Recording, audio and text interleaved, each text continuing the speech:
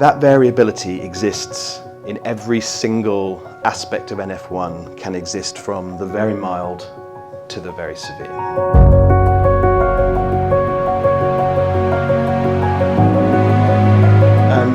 My name's Josh. I am a consultant neurologist at Guy's. I've been with the NF service since 2019.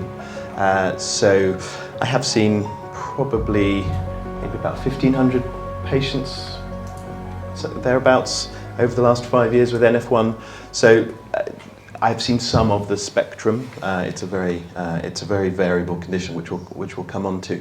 But I'm just going to briefly touch on some of the causes. I know Rebecca kindly went through some of this, so I'll move more swiftly forward.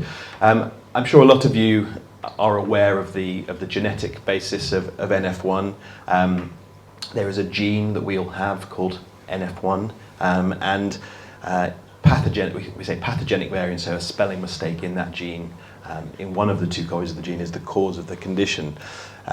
Broadly, it's a condition that predisposes people to having nerve sheath tumours, generally schwannoma, generally neurofibromas, but it's much more complex than that, and it's really a multi-system condition that affects lots of different parts of the body, and not just due to the growth of nerve tumours. So obviously nerve tumours are very common, and it's one of the diagnostic criteria, but it's a very complex, or potentially complex, condition. And I'll stress this several times, but it is highly variable, and the spectrum of how people can be affected can range from really very mild, such that it's not really even ever picked up in childhood, and sometimes will. The diagnosis is only made, for example, when a patient who was affected but didn't know it, had a child with NF1, and then goes on to have tests. And it can be obviously very severe. Broadly, most people are at the milder end of the spectrum, but it's very unpredictable. And when if you have a child or a baby with NF1, it's very difficult to predict what their trajectory, how they're going to be affected, and that underlies, understandably, quite a lot of the anxiety of parents when they first get a diagnosis of not knowing how their child's going to be affected. And it's not possible to predict either. So you can't look at a parent and say, my child will be affected like me, and that is true for when parents are more severely affected, may understandably have an anxiety that their child will be similarly more severely affected. And the uncertainty that comes with not knowing what the trajectory, how people will be affected is obviously, as I said, a cause of some of the understandable anxiety. Most of the signs are present from a very early age, so if you know what you're looking for, it is fairly easy to diagnose. Parents who know what they're looking for are usually very good at diagnosing it in their children. But signs can be subtle, and so it's not always clear. But mostly there are signs from an early age that can help with the diagnosis. Probably one of the commonest features are the skin neurofibroma. But again, we'll come on to some of the other more common manifestations. But there are a lot of other manifestations, not all of which occur in everybody. So I'm just going to briefly go through the genetics. So I'm sure most of you have some understanding of how genes and genetics work, but this is something that I talk about in clinic, just so that everyone is clear about what's going on. But everyone knows about DNA and genes. Our DNA is sort of divided into cells, into these chromosomes, and we have 22 of those, plus an X and a Y, or X and an X, depending on whether you're male or female. And broadly, we have about 20,000 genes, and we have 2 copies of each of those 20,000 genes, and 2 copies of a gene called of the NF1 gene, and that is the code for a big protein called neurofibromin. And the main role of neurofibromin is to sort of regulate how cells grow. And it does this through a particular pathway that is important, really, when we're coming to think about treatments that are available for specific aspects of neurofibrosis. So neurofibromatosis. So most people may be aware of a drug called selumetinib or Koselugo, and that acts on the pathway which is not working properly when you have a pathogenic variant in one of the NF1 genes. So NF1 occurs if you have one copy of the NF gene that's not working properly. You need both copies working properly to do its job. The precise mutation and pathogenic variant are used interchangeably. The precise mutation doesn't really matter. It matters for various reasons, such as family planning or being able to have sort of prenatal testing. So the mutation is important for some circumstances, but generally it doesn't help you understand the condition, with a few exceptions, such as if you have if the whole gene is missing. So that can be associated. So we call that whole gene deletion. That can be associated with a more severe sort of form of NF1, but not always. And a proportion of people will have what we call a mosaic condition. And if you haven't got a mosaic condition, you'll probably not have heard this term, and if you do, then you probably will. But there's different ways that you can have a genetic condition. You can either have inherited a mutation from a parent. It may have occurred for the first time in you as an individual, or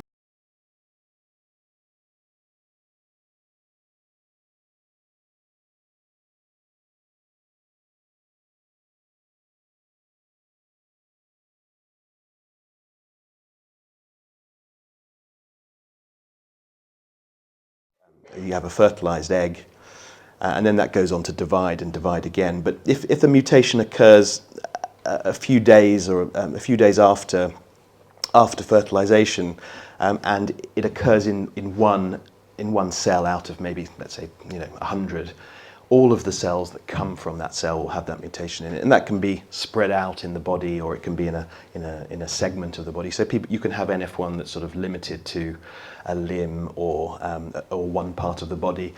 And the important thing in that context is that genetic testing on the blood doesn't tend to pick up any results, but you can do genetic testing on tumours, or you can do genetic testing on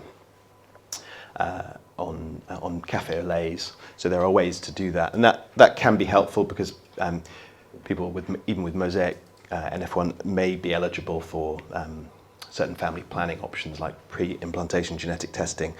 It's not always the case, but there is sometimes merit in looking for the genetic cause in patients who have mosaic or segmental NF1. So this is just the same slide that was shown before about the diagnostic criteria. This comes from American charity Child Tumor Foundation. I think we've sort of been through that, but most people, I would say, would have the axillary freckling or the cafe au laits. This is more useful sort of for clinicians, just in being able to specifically make a clinical diagnosis. And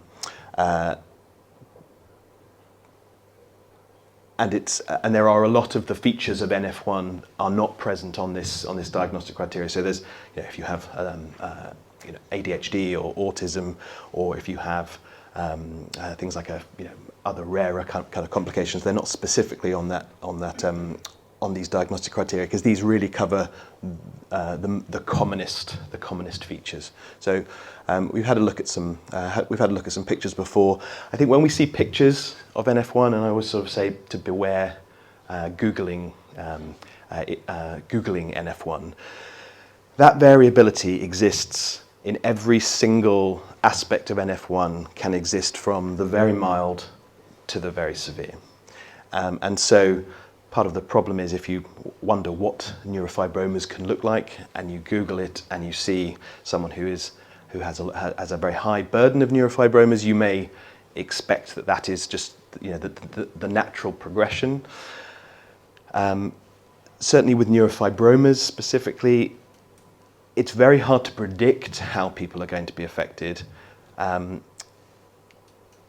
a lot of people have a fairly low burden of cutaneous neurofibromas, and there's obviously a significant proportion of people that will have a higher burden. But it's not. I was trying to say it's not the case that you start with no skin neurofibromas and end up at the end of your life with hundreds or sort of thousands of neurofibromas. Obviously, that will apply to a proportion of people, but these things aren't inevitable, and certainly some of the features aren't really progressive. They're just there. So the cafe au laits, I mean, if anything, they may fade over life. Freckling, for example, doesn't really change particularly. Leash nodules don't really cause problems. They're just something that is noted on imaging. There are obviously some of the features which need to be monitored and can change over time. So we'll talk more about plexiform neurofibromas. Things like pseudoarthrosis really only affects children at the time that their bones are sort of developing and growing. It's not something that develops later in life. And that's also important when we think about, I'll just come on to this slide, when we think about a lot of the features of NF1, and this is not all of the. There's probably at least two other pages of clinical features that can be associated with NF1. Most of them become increasingly rare. So whilst they are relatively rare in NF1, they may still be much more common in NF1 than in other conditions. So an example is one that Rebecca mentioned, a pheochromocytoma. It's rare in NF1, but we see it much more commonly in NF1 than you do in the general population. So it's important not to sort of look at the entire spectrum of how you may be affected, and without some understanding of how likely that's going to be. And that can be very difficult because some of these conditions are sort of poorly understood or not poorly understood perhaps by GPs or other health professionals that don't look after NF1, and you may get a full sense that some of these other rarer complications actually occur much more commonly. But if we look at this table here, obviously the top three are sort of really changes in the skin and occur very, very commonly. So the cafe au laits, freckling, neurofibromas, virtually everyone will have them to some extent. We've talked about learning difficulties, behavioural issues like ADHD and autistic spectrum disorders. Plexiforms are very common, but again, they may be relatively mild from a small sort of skin plexiform to a very large, complex, disfiguring plexiform, and everything in between. High blood pressure is very common or relatively common in NF1, and that underlies the importance of annual blood pressure checks throughout life. There's a separate concern around pheochromocytoma, but that, as Rebecca said, there are some other symptoms that are associated with that. A pheo is an adrenal tumour, so the adrenal gland generally secretes things like adrenaline. So if you have a pheochromocytoma, the tumour may just continually secrete adrenaline, and that can give high blood pressure, but it can also give other signs like very high blood pressure, or it may be associated with sort of things that you might attribute to an adrenaline release, so sort of fight or flight type symptoms, rapid heart rate, sweating, that sort of thing. But these are relatively uncommon, but important to recognise. Often we see people having that being screened every year, and it's not necessary to have sort of blood tests for a pheochromocytoma every year, or it's not our practice. We would do it if people reported relevant symptoms. Optic pathway glioma, again, very common, probably the commonest sort of brain tumour in NF1. Most of the cases of optic pathway glioma cause no problems at all. To the extent that they're picked up in children, mostly they're picked up because children have had an MRI of their brain for some other reason. Maybe they've had headaches or there's been some other concern, and it's been picked up incidentally. Now, a child needs to have annual ophthalmology review primarily for this reason, because optic pathway gliomas only develop and progress in childhood.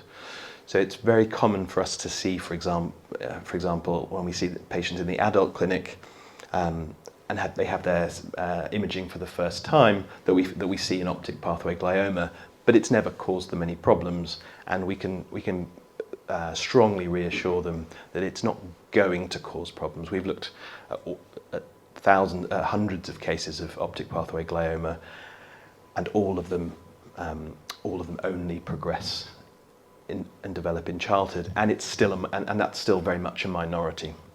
So I'd say in the patients that we've seen, maybe we've got sort of 400 or 500 patients with possibly a bit more with optic pathway glioma of any kind, and maybe around 80 of those have ever needed treatment, but all of that treatment has been in childhood. And that can be complex treatment, and as with all of these issues, whilst patients with NF1 need to be under a service, and that may be community pediatrics, or it may be adult genetics, or it may be it may be an NF service like at Guy's. If there are specific issues, it's always really, really important to bring in other specialties, and that the other services that people will be under really depends on what the problems are. Osteoporosis is an issue, and we don't really know what the reason for that is. It may have something to do with the metabolism of vitamin D or bone metabolism, but we do see it slightly more. We do see it more commonly in neurofibromatosis. It's important to think about bone health long term. Scoliosis, again, and this was a question that we had earlier. Scoliosis is something that only develops in childhood, and if you haven't got a scoliosis, once you've reached skeletal maturity, you're not going to develop one. Scoliosis can be very mild, from a slight curve to a severe scoliosis that requires surgery to stop the angle from increasing. Most of the issues would show themselves during sort of growth. So if there is a scoliosis there during puberty, when there's the most growth, that's when the angles may increase. But it's in terms of monitoring that, I mean, it's normally just a clinical assessment with a pediatrician. So looking at how straight the spine is. If you're not sure, if you have children, you could take a photograph of the spine, photograph from the back every year and compare it to the last year if you're not sure whether anything's changed. And that can be a useful thing for monitoring other issues like sort of growth of plexiforms if you're not sure. It's always very tempting to think that when you come to the clinic, we remember exactly what a plexiform looked like. It's always super useful when we have photographs, for example, and you can see how things have changed. Obviously, you can look at these things on scans or imaging, but it's very simple to take a photograph. I wouldn't do this too often. I mean, annually is probably about as often as you need, and it's useful to have a good enough period of time so that you can see any change. And that's something that you can do if you are concerned. Something that we'll come back to, but this is a concern that lots of people have, is about the risk of cancers within neurofibroma. And we know that in a significant minority of people, so the numbers are up to sort of about 13%, will develop a cancer in one of their neurofibromas. I think the important thing to say. Sorry, was that 1-3 or 3-0? 1-3, yeah. So it's about 8. So the range is around 8 to 13 or 14%. That's a lifetime risk. And the thing about statistics are they apply to the whole population, and so the problem with statistics like this is that they don't apply necessarily to the individual, but it gives you a rough indication. Nearly all, not exclusively, but nearly all of the cancers that we see in there's a particular type of cancer called a malignant peripheral nerve sheath tumour. It's a type of sarcoma, and that's cancerous change within a neurofibroma itself, and that is virtually never from the skin neurofibromas. So those really have very little in the way of cancerous potential. They can cause lots of other problems, but it's very rare for for skin neurofibromas or simple skin neurofibromas to become cancerous. If to the extent that there is a cancer risk, it's nearly always from sort of deeper internal plexiform neurofibromas. Sometimes you're not aware that they are there, but that's the tumours in which these tend to arise. And we'll talk about some of the signs and symptoms that are really important to look out for.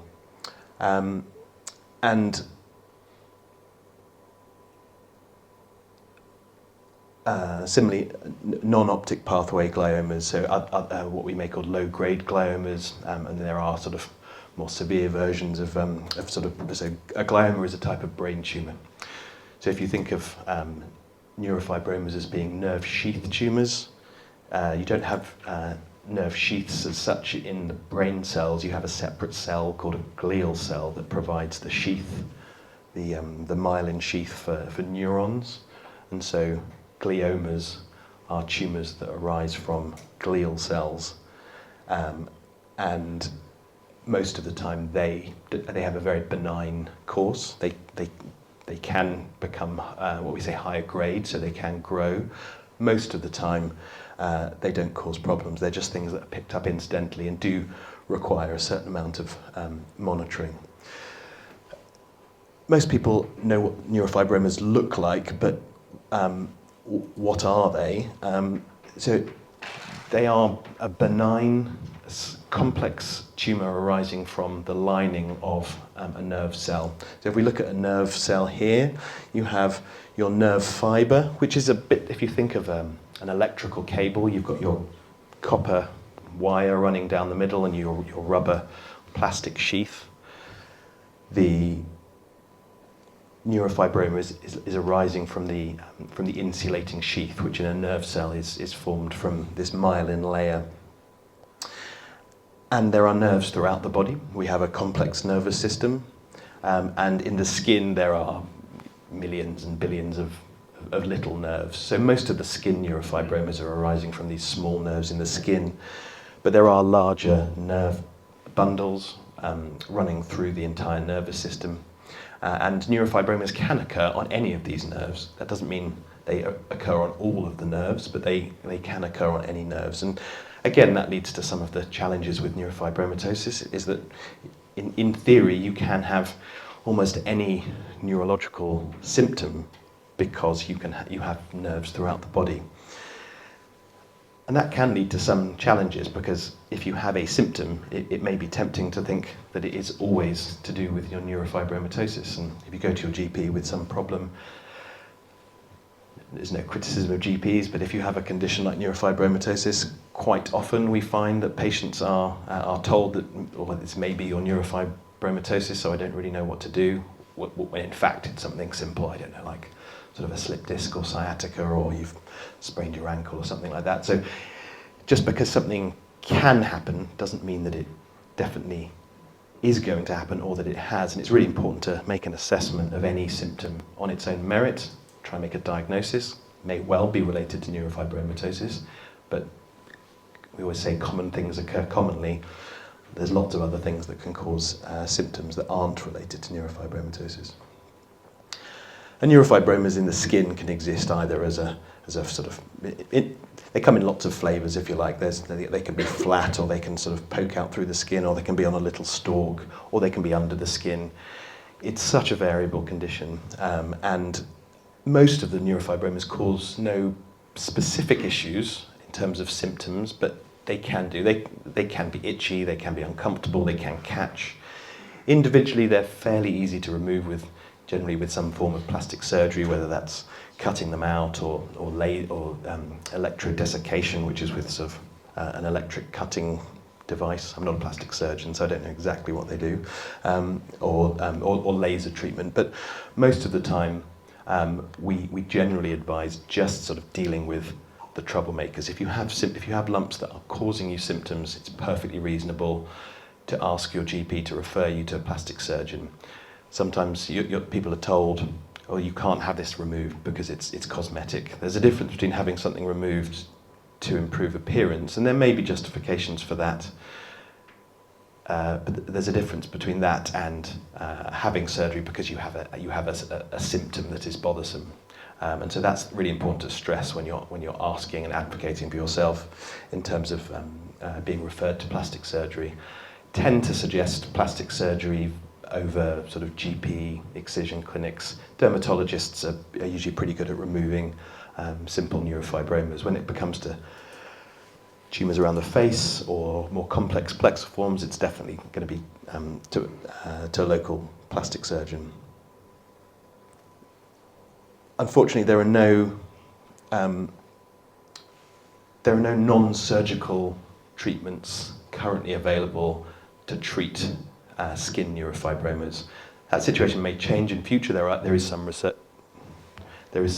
into a gel treatment which is undergoing trials. I'm not going to hold my breath as to when that may be available in the UK. I think we need to wait to see what the outcome of trials is and how expensive these treatments are as to whether or not gel sort of treatments for neurofibromas are going to be licensed.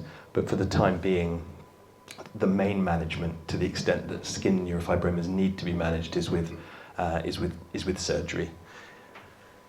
There are other ways of managing issues to do with the appearance, for example, skin camouflage, which Changing Faces as a charity can support.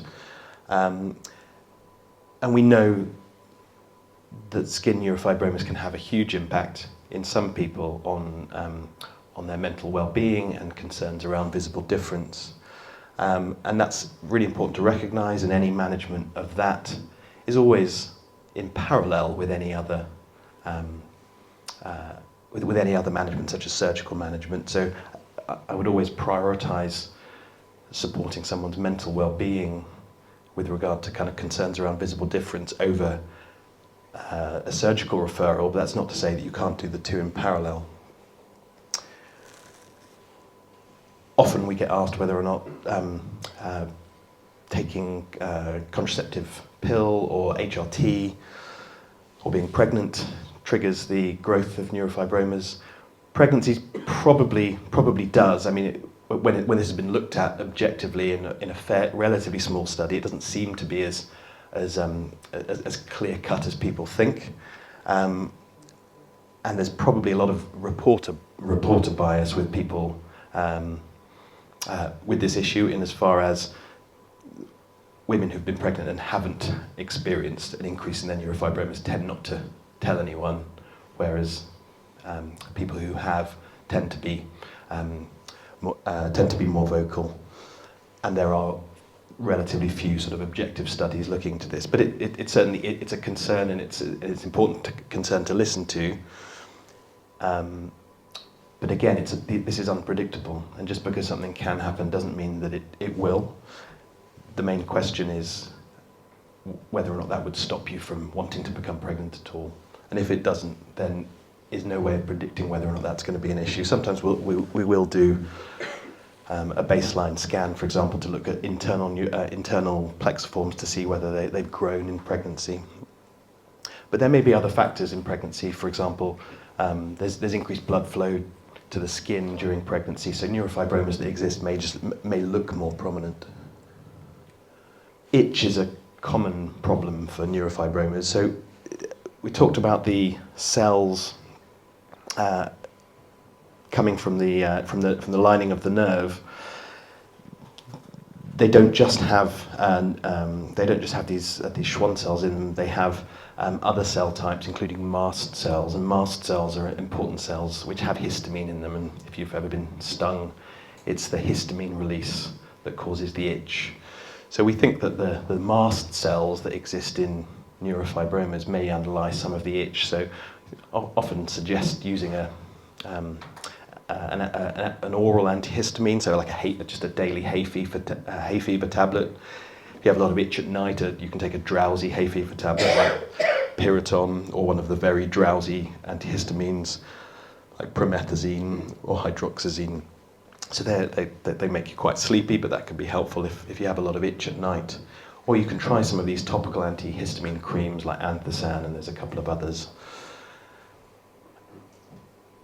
again, we've talked about surgery.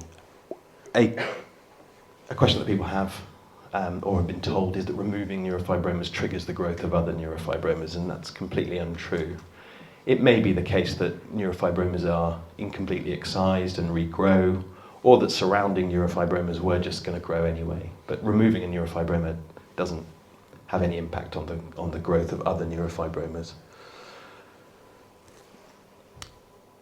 We talked previously about psychological support, and there are a couple of resources that we commonly direct our patients to. So Changing Face is a fantastic charity and does offer quite a lot of support for patients who have a concern around visible difference, and obviously not just for neurofibromatosis, but a lot of patients with neurofibromatosis may have such concerns, and they do offer certain there's some counselling that they can offer and some peer groups, and there's a lot of information on their charity website, which is very helpful. There's also an online tool. I think it's sort of an online therapy, sort of self-led therapy program. I haven't done it, but our psychologists have looked at it. And it's called Face It at Home, and it's a UK-based. It's a free UK-based service. I think it's built from teams in Bristol and Southampton, but that's something that you can register for and sign up to. And I think it's really important to sort of to have tools yourselves to try and support these issues. There certainly may be other services who can support you and your concern with visible difference, and that may include sort of local talking therapy services, usually under the umbrella of IAPT. So if you're not sure how to access your local talking therapy service, usually an easy way to do it is just to type your borough and the word IAPT, IAPT. IAPT is Improving Access to Psychological Therapy, so it's the sort of umbrella for all talking therapy services locally, and typically you can self-refer to those. But that's very important. Let's talk about plexiforms. So again, very variable, and they can really occur anywhere, and they may not cause problems. They can cause significant problems. The problems may, as you might expect, relate to the bulk of the tumour, depending on where it is. May cause problems with clothing. There may be pain. Sometimes the pain relates to the bulk. For example, if you're always sitting on it, or if it's squashed, depending on where it is.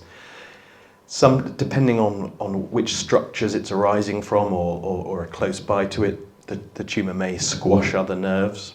So it may squash what we say peripheral nerves, or nerves that come off the spinal cord, and that can cause neurological issues to do with compression of the nerve, or the tumour may be arising from those nerves, and those nerves may not be working normally as a result of the tumour itself. They don't always cause symptoms, but certainly can do. And we think that neurofibromas probably are there at least from birth in some, or congenitally, so that's sort of, from within the womb, at least to some degree. They may be too small to see. They tend to grow during childhood, and puberty can be a time when there's a lot of obvious growth. The reason why I say that is because plexiform neurofibromas don't typically arise later in life, so it would be very uncommon to see somebody, or we've never seen somebody develop a large plexiform in adulthood. So the people that have plexiforms have always had them. They may not have known about them, and they may become subsequently symptomatic, but they were always there. So if you haven't got any neurofibromas, you're not going any plexiform neurofibromas, I can say with a reasonable degree of confidence you're not going to develop them. But if you do develop them, it's probably because there was a tumour that was already there that's grown. And the growth rate is highly variable. We know that during childhood, that's the time that there's most growth, and puberty as well, and pregnancy to an extent. But the growth rate can vary. In some years, some years things may seem static, or other years you may notice growth. The growth may just be very gradual, or it may not be growing at all. We don't typically monitor plexiform neurofibromas with surveillance imaging, or at least not forever. There may be times when we'll want to see in clinic whether or not something's grown, but if we know that there's a plexiform there, we know what the extent of it is, most of the monitoring is self-monitoring or clinical assessment, and that's mainly to do with recognising whether or not a tumour is causing any symptoms which may warrant surgical management. We tend to suggest leaving tumours alone unless they cause problems, partly because there's always risk of surgery. The risk varies very much depending on where things are. And if there's no symptoms or problems and it's not growing, you have all of the risks of surgery without any clear benefits. That's a general approach. That's not to say that that's what we will do in 100% of situations, but everyone with NF1 is very different, so we always take an individualised approach, really. But this is one of the most important things, really, and this is the symptoms that would warrant an urgent reassessment, and these are symptoms that are associated with a cancerous change in the tumour. And it's really important to know what's normal, normal for you in terms of your plexiform, because if you know what's normal, you'll be able to identify change. So normally plexiforms are soft. Sometimes they have some bumpy bits inside, but generally they can be soft. Sometimes the texture isn't completely soft and it's a bit firmer, but again, it's what's normal for you.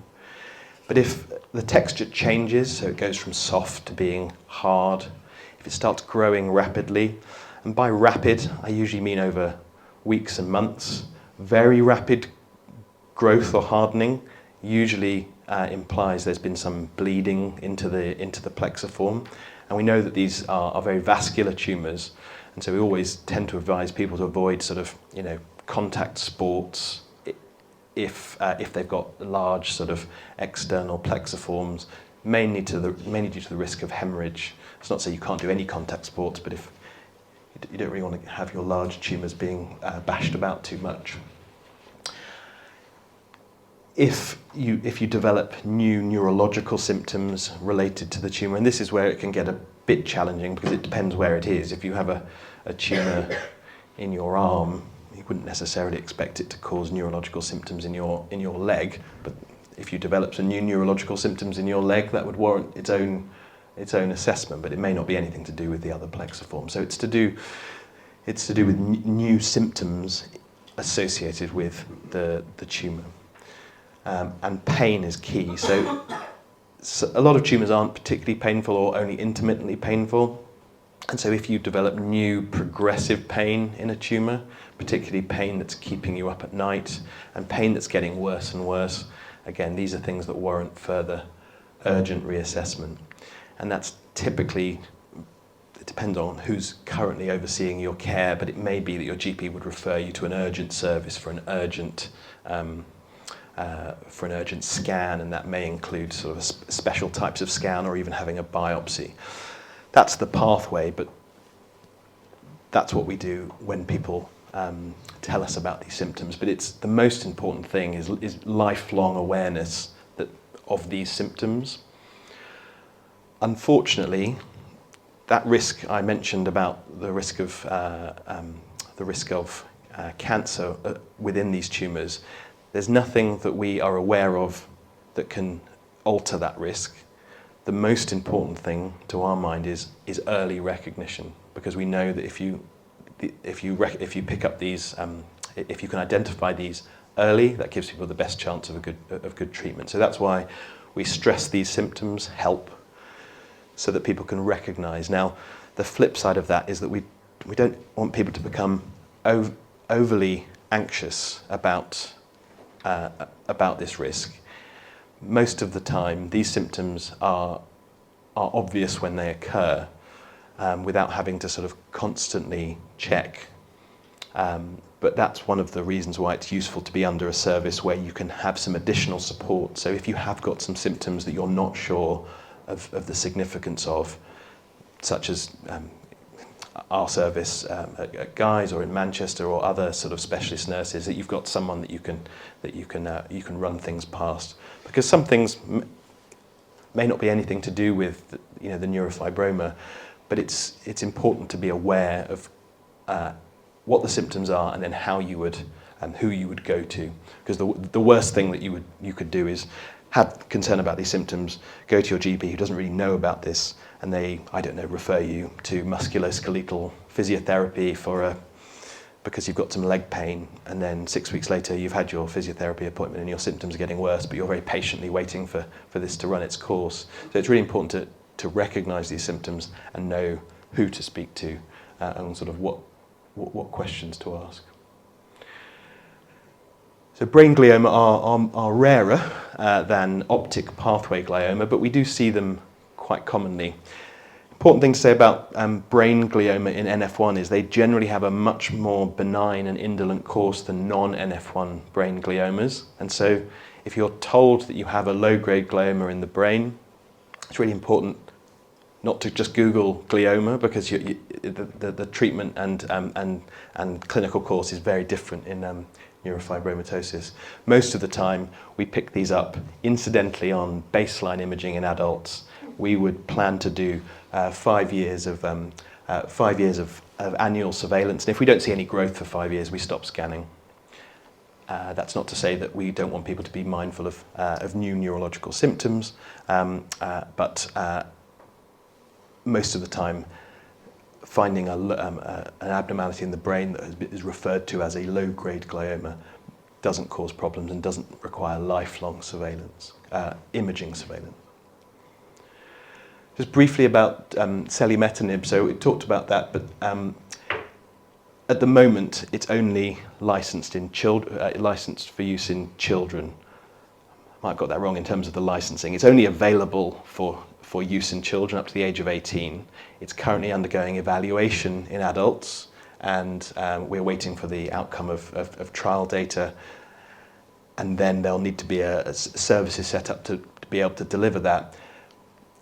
It's a treatment for a specific problem, which is an inoperable plexiform tumour for which there's either significant symptoms, functionally impairing symptoms, or there's a risk to function by virtue of where it is or the fact that it's growing. It's not a treatment for NF1 overall. It's not a treatment for skin neurofibroma, although they may shrink. It's a relatively complex treatment delivered by oncologists, and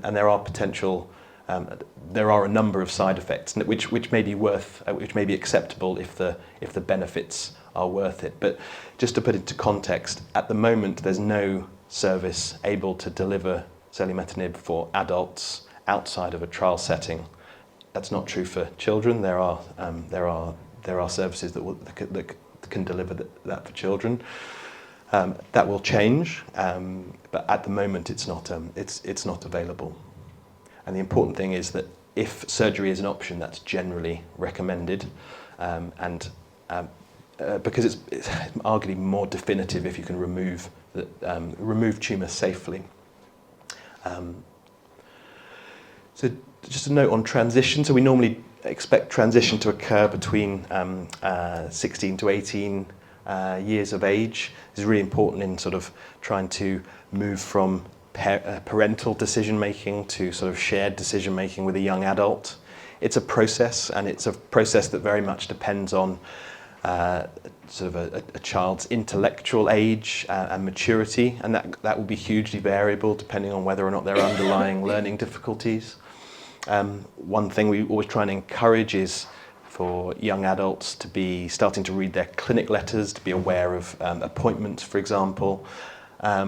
And that's a process that we expect to happen over a few years. Sometimes it's harder for parents than it is for the children, but so it's sort of a joint process, if you like. And this is really important in terms of preparing them for sort of for further education or employment, particularly if there are underlying neurodiverse issues like ADHD or autism or learning difficulties, really just so they maximise their potential. There's a lot less monitoring that we do in adults than for children, because a lot of the changes we know develop in childhood, and once people have reached adulthood, you have a good idea of what the issues are. And some issues won't occur. So, optic pathway glioma is not going to occur after adulthood, but they may have been present prior. But there's a lot of things that we would like to start discussions with, starting explanations around sort of future family planning issues, for example. Start in women to talk about sort of breast monitoring and surveillance, and come on to that, and make sure that they know about some of these important symptoms to be aware of, such as those we talked about previously, the HELP symptoms. So I thought I'd give a slide just briefly about challenges that people have on navigating NHS services. So there's often an assumption that all NHS services talk to each other and that everyone can access all of the clinic letters and scans. So if you go to a new hospital, particularly one that's not in a local area where they might just have access to all that, don't assume that they're going to have all of the information. So try and bring a folder. It's useful if the folder's nicely organised by date. I always tell people to take out those appointment reminder letters, because once you've had the appointment, you can remove them. Otherwise, about 50% of the folders I see sometimes have appointment letters rather than the actual clinic information. When you have your clinic appointment, you should expect to get a clinic letter, and there may be some actions for your GP. Don't assume your GP is going to action those unless you make an appointment with them. If you've been referred somewhere, always chase it up. Don't give up. It can be very frustrating, but it's really important to keep chasing those appointments just so that you know that they are where they need to be and that you are on a waiting list, and then check periods to see where you are. And it's always very useful to have useful contact numbers. Patients often call. Some people prefer to call, and that's absolutely fine. Email, generally, in our experience, is better. If you don't get a response, you can just keep sending it and then keep marking it increasingly urgent. Often people will call, not get through to the right person. They've spent all afternoon trying to get that number, and then feel like they've given it a good go, and then may give up. And you'll be the only person that knows that you've done that. No one else will know that you've done that. But ultimately, what you want is to be able to contact the correct person. It is not always easy, even when you've got all of these things, and even when you try very hard. And we've had lots of patients say they've done all of these things and still can't get through. If you can get hold of useful email contacts, that's really helpful. In terms of the surveillance that we do in adulthood, so we offer baseline imaging of the brain and spine. Sometimes it's whole body imaging, but mostly it's brain and the whole spine, and that gives a really good idea of the major issues related to neurofibromatosis. We may do targeted imaging depending on if there's any specific problems. So looking at a limb plexiform, for example. If we find anything, we may monitor it for a period of time. Optic pathway gliomas don't need to have surveillance imaging, but you do need to have regular opticians or ophthalmology review. Annual blood pressure and optician's appointment are essential, lifelong. And this is important. Regular breast self-examination for women from puberty at the earliest, but in practice it's going to be from sort of 17, 18. And then we recommend mammograms between the ages of 40 to 50. So NF1 confers an increased risk of breast cancer. So we say it's a moderately increased risk. I think I've got a slide on that. And the clinical assessment, and that doesn't have to be at a specialist NF clinic, but it can either be at the GP practice, a genetic service, or with a neurologist. But there should be some clinical assessment. NF1 is associated with a moderate risk, so there's a difference between that and the high risk, so sort of the BRCA mutations where women might have surgery to reduce the risk. This is moderate risk, and that's estimated between 17 to 30% lifetime risk. And the current recommendations for moderate risk of breast cancer is to have screening mammograms between the ages of 40 to 50, and then the national screening program thereafter. The earlier program, it's not going to happen automatically, and you have to ask your GP to refer you, or that will be recommended by a genetics clinic or by us. And it's not part of the automatic sort of screening, and you won't get an invitation for that. but obviously if you notice a lump, then you need to go to your GP to be referred to a diagnostic service. I don't know how many, yeah, still got a few more slides. So neurodiversity is very common. I'm just going to focus on how adults can get referred. So we know there's lots of there's long waits for ADHD and autism assessments. You can go, if you go to ADHD UK or the National Autistic Society, they have information on this right to choose pathway, which can explain how you can get a referral, usually to a private provider that provides NHS assessments. The right to choose is an NHS level sort of right where you can pick where you're seen, and that extends to ADHD and autism assessment. So there's lots of information on those charity websites about how you can be referred as an adult. It may be that you're referred via your local borough. The diagnosis it can be important for people as an adult, but particularly if they want to validate sort of concerns that they've had historically.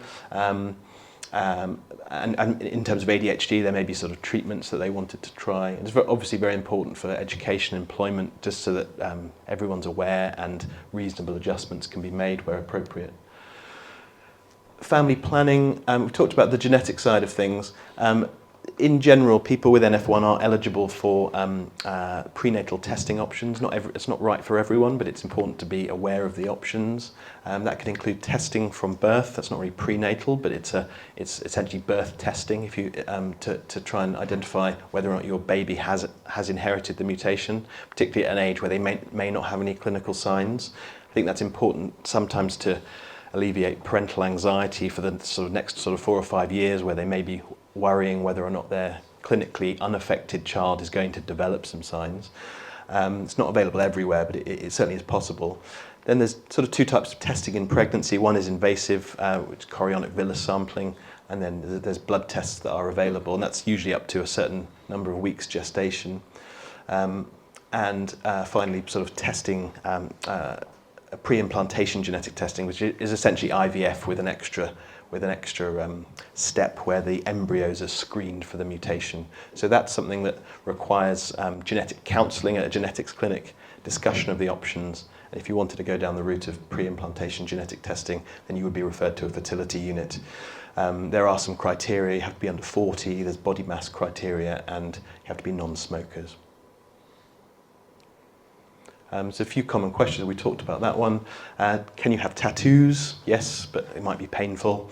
You can use an anaesthetic cream. I think we talked about that one. There's not really any evidence that hormonal preparations trigger growth in NF1, and if you're going to have contraception or HRT, you should have that on the merits of the treatment that you want, rather than a concern about growth in neurofibroma, because there's very unclear evidence for that, if any, but the evidence for the benefits that you're trying to achieve, whether it's contraception or other benefits from HRT, and risks as well. I mean, but those are much clearer than the uncertainty that surrounds whether or not estrogen preparations are going to trigger the growth of neurofibromas. Sometimes I get asked if there's any supplements. I think curcumin is often one that's mentioned to me. I don't have any personal view on it. I don't think there's very strong evidence to support any specific sort of dietary supplements. I think, as a clinician, I think healthy living advice is much more valuable and well evidenced in terms of not being overweight, maintaining good blood pressure control, and really managing vascular risk. And I think there's a lot of evidence that will keep people healthy long term. So that tends to be what I say. I think if you're going to take a supplement and you're not taking any other medications, the risk is probably fairly low unless it's very expensive. So the harm is often potentially financial rather than practical, but the benefits may be unknown. So if the risk is low and there's a supplement that you want to take and it's not you're not on other medications that it can interfere with, it's probably going to be fine. Just make sure it's not too expensive. That's probably everything I've got to say, except for thank you to all my wonderful colleagues who at Guy's. We have a fantastic team at Guy's. We have all of our specialist nurses, social worker Aisha, my consultant colleagues, Professor Ferner, who is many of you may know already, and our paediatric consultants. I'm not going to name everyone, but I'm grateful to everyone for all of their support. Thank you. Sorry, I know I've overrun. Thank you. That was absolutely excellent and all-encompassing. Very, very useful. Thank you very much. Now, do we have any questions, please, for Dr. Josh? Thank you, Josh. Just touched on your last comment about the treatment when you said that nothing can be done for the trajectory, the pathway of how neurofibromatosis affects a person. Not just a healthy lifestyle, but knowing that people with NF suffer with low vitamin D, is there any way that we can get the blood test to profile what they're low? Because I don't want to give it if we don't need it. Yeah, I mean, vitamin D, I'm pretty relaxed about generally. I mean, I typically check, whenever I do a routine set of blood tests, I always include vitamin D. It's very easy to test to see if you're low in vitamin D. But similarly, some people will just, there is advice that everyone should take a vitamin D supplement. I mean, if you're an adult and you take 2,000 units of vitamin D a day, even without checking your blood levels, that's probably a good thing. Some people will take more, but as a rule of thumb, 2,000 units a day for any adult is going to be safe. If there's a concern as to whether or not vitamin D is low, it's very easy to have that tested. It's a fairly standard test that you can have, blood test that you can have. We don't routinely, I mean, I check it, and if it's low, I will replace it. It's not advice that we give for everyone just to take it. If they have symptoms that, any bony pain, or if they've got a history of osteoporosis or osteopenia, so that's thin bones or reduced calcium in the bones, then they should take it for a very clear reason. But it's not standard practice to suggest everyone take vitamin D, but in sort of general health, lots of people are recommended to take vitamin D, even if they don't know that they've got low vitamin D. I was just thinking about that link that you said to osteoporosis as well. Yeah, I mean, it may be our advice should be for everybody to take a vitamin D supplement. I mean, I check it routine. I mean, I will try and get blood tests done for my patients at every few years. And if you haven't had your vitamin D tested, then it's a fairly easy thing to do with the GP. Yeah. And back on that lifestyle as well, just trying to be healthy, is there any particular diet you would recommend? Obviously, from what I understand, it's lowering inflammation, so just a healthier diet and lifestyle. But is there anything that should be avoided with risk to increasing symptoms? Yeah, I don't think so. I think there's nothing. I never say nothing can be done. It's that I don't think that overall the trajectory of how someone is going to be affected, because I think that's primarily driven by genetics. I don't think there's a sort of a diet, for example, that will make neurofibromas worse or better. I think diet is, in my opinion, is neutral on that. I think the benefits to diet are much clearer in other respects, and that's the fairly boring advice that most people will be aware of, which is, not having a diet such that your weight's not increasing, you're not overweight, making sure you're thinking about your vascular health, and there's lots of diets that can support vascular well-being, sort of Mediterranean diets. But if I was to think about diet, I would think about it more in terms of vascular well-being, because we know that, for example, high blood pressure and vascular risk is increased in general with patients with NF1. So that's where I think the focus should be, because there's a lot of evidence for it. But early intervention for all of these things is surely best to implement that from a young age, from the start, because there's no proven evidence that anything changes that trajectory. You just don't know. I mean, I can't disagree with you. I mean, if the question is should children have a healthy diet, and should that follow through to adulthood, I would 100% agree with you. I think that, but I think the specific benefits are probably around the vascular health, weight, and the sort of consequent issues of obesity, and I think that's very clear, and I think most people wouldn't argue with that. As to whether it specifically makes a difference to specific issues with neurofibromatosis, my feeling is it probably doesn't, but that doesn't mean it's not valuable to do. And just sidestepping from this onto the lifestyle, you recommended some services when we're talking about neurodiversity as well. Some of the services, I don't know what your thoughts are, should be implemented earlier. For example, OT, and that can diminish some of the symptoms of ADHD as well. Like that can really help. If you start working on those special assistants quite early, that's going to affect how that child has behavioural issues, right? Yeah, I mean, I'm not, so because I don't see children, the services that will be accessed by children are, I mean, I have a broad overview, but in terms of sort of specific recommendations, I'm not the person to ask. It's absolutely important that these conditions are recognised at school. In general, my understanding is it's usually through sort of educational psychology support within schools to make those diagnoses, and to the extent that those diagnoses affect learning, I would expect, now it may vary depending on the school and what's available, I would expect that would feed into an educational plan.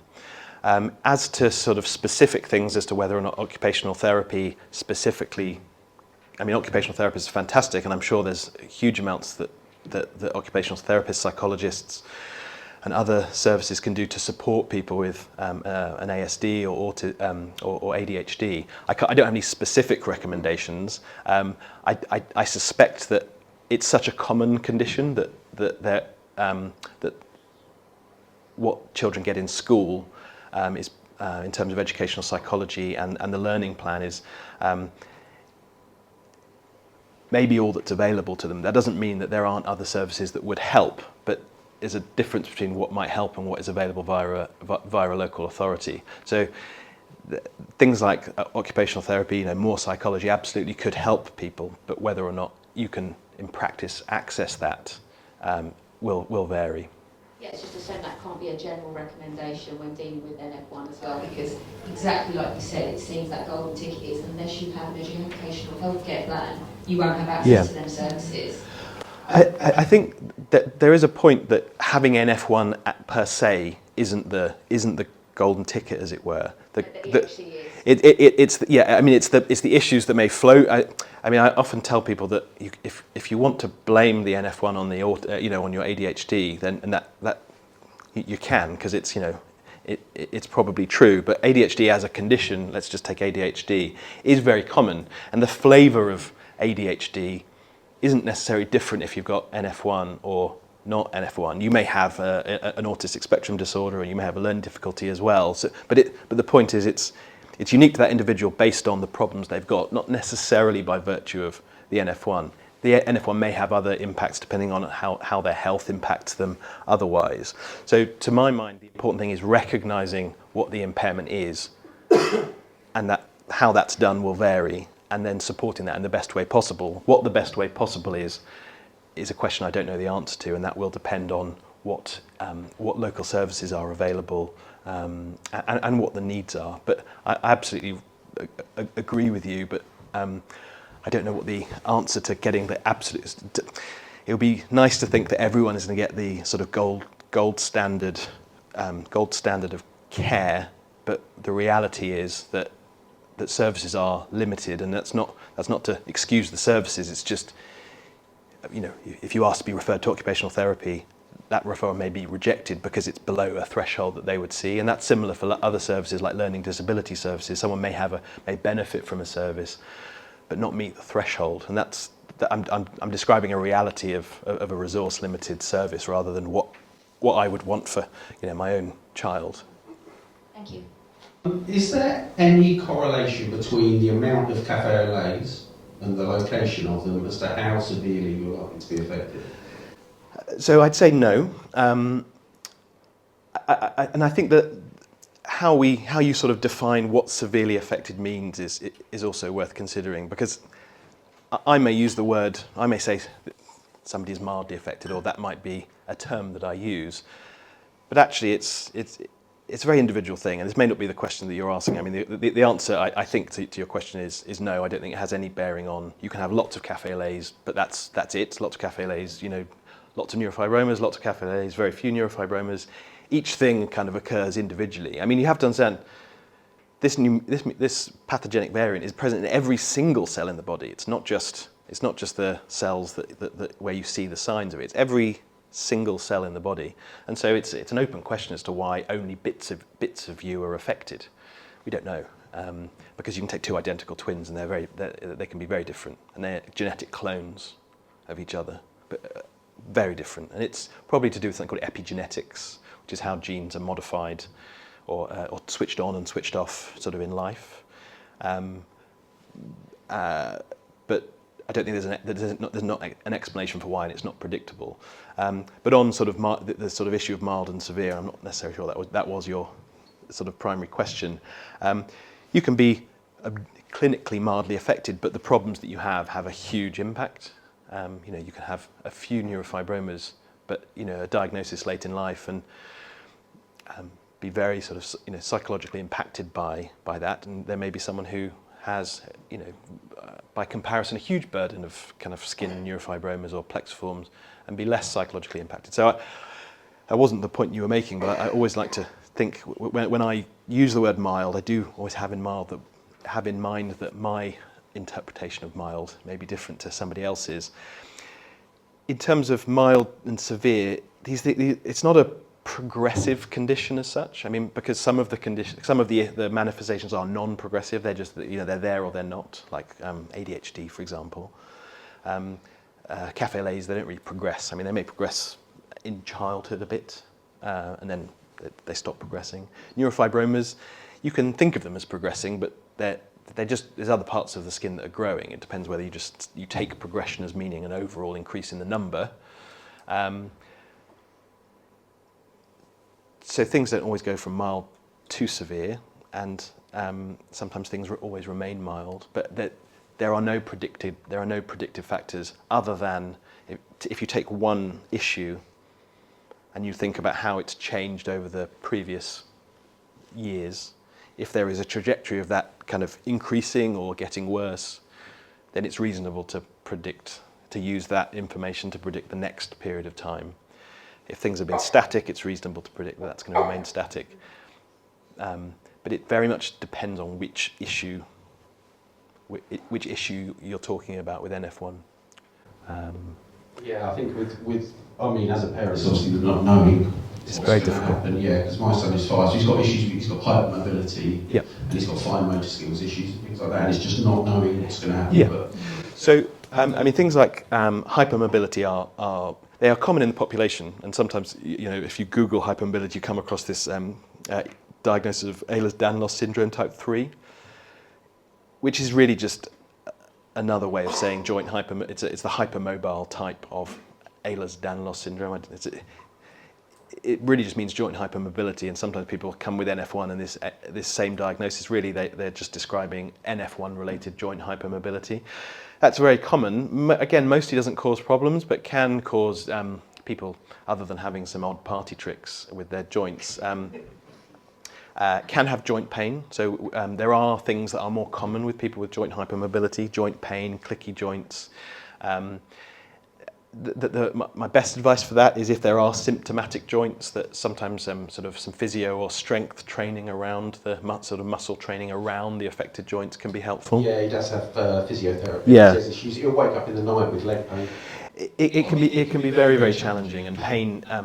We know that people with joint hypermobility in general, whether it's NF1 or not, have more pain. That doesn't mean these things, they're not inevitable, and the best that you can do is to deal, I think, sometimes with the issues at hand and have a plan for what you see in front of you.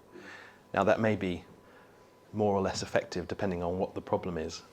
You can't stop yourself from thinking about what may happen, but there's so many different ways that I mean, I don't like to compare NF1 to the uncertainty of life, because it's unfair to say that, because there's a lot more things that are uncertain with NF1 and outside of your control, whereas the uncertainty of life, most people have a degree of control over the things that happen to them. But you can't, in as far as a lot of the things you can't predict and you can't control, it's best in those sense.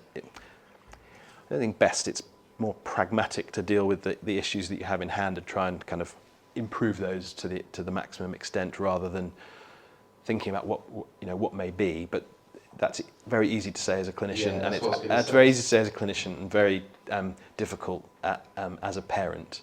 And we absolutely recognise that the uncertainty of NF1 is hugely challenging.